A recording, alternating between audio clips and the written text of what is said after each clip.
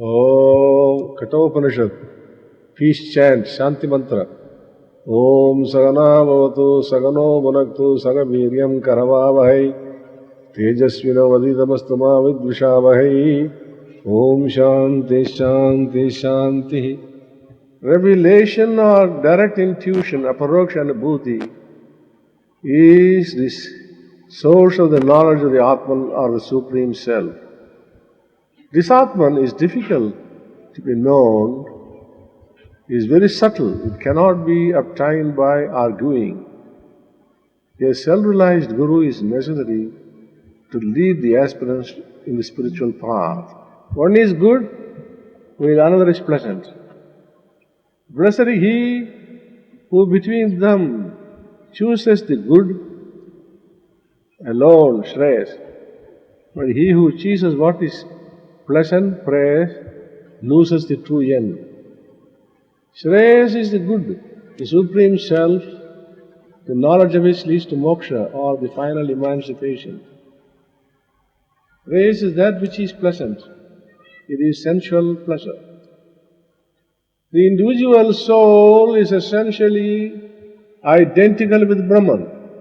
Through illusion or ignorance, he imagines that he is bound, he is doing actions and is attempting to get deliverance or emancipation.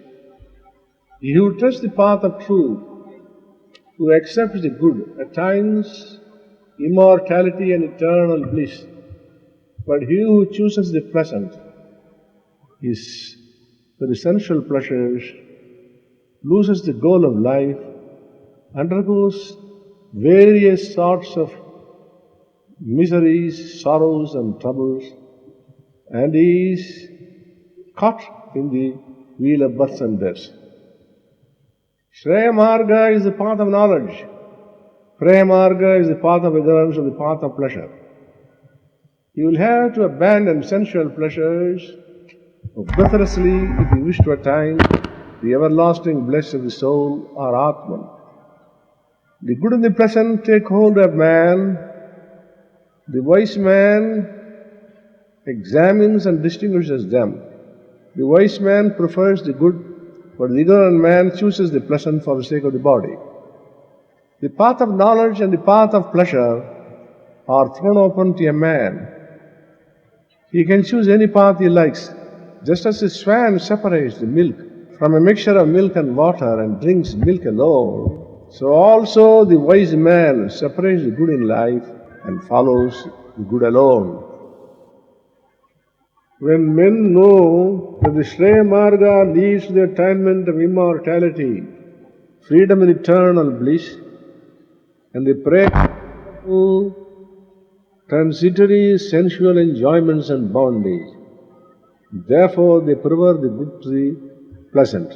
But the foolish or the ignorant, who have no intelligence to discriminate between the good and the pleasant, who have no idea of the good, the means of attaining it and the fruits, choose the pleasant through greed for fattening and preserving the body and for the sake of enjoying pleasures. The two paths are certainly opposing and wide apart. They lead to different results. They are opposite like light and darkness. Avidya, ignorance, is the path of the pleasant. It leads to misery, grief and bondage.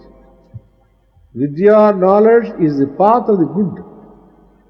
It is beneficial. It confers freedom and final emancipation. Now here the marks of delusion. The ignorant who live in the middle of darkness, but fancy themselves as wise and learned, go round and round deluded in many crooked ways, like the blind led by the blind. Those men who live in samsara are in the midst of ignorance or thick darkness. They have neither right understanding nor discrimination. They are held and bound by 1,001 ties of expectation. They are entangled in 1,001 meshes formed of attachment for children, wife, wealth, property, house, etc. They are ignorant, but regard themselves as intelligent and well versed in the Shastras. They do not attain salvation. They are caught again and again in the wheel of births and deaths. They undergo the pains and miseries of samsara, such as birth, old age, disease, sorrow, pain, and death. Just as the blind, led by the blind on rough and uneven roads, suffer, even so the ignorant undergo suffering. The way to the hereafter is not apparent to the ignorant and who is foolish, deluded by the delusion of wealth. This is the world he thinks, there is no other. Thus he falls again and again into the net of death. Wealth is the most powerful of intoxicants in the world. It generates pride and vanity. It produces turbidity in the mind and clouds the understanding. It veils the intellect. The necessary means for attaining liberation are not apparent to the ignorant, to the careless man who is ever thinking of his son, wife, and wealth, and who is enveloped by the darkness caused by wealth. Sensual pleasure is the goal of the worldly man.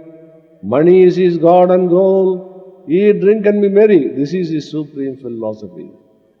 Many are not even able to hear of the Atman. Many, even when they hear of the Atman, do not comprehend it because their minds are not purified.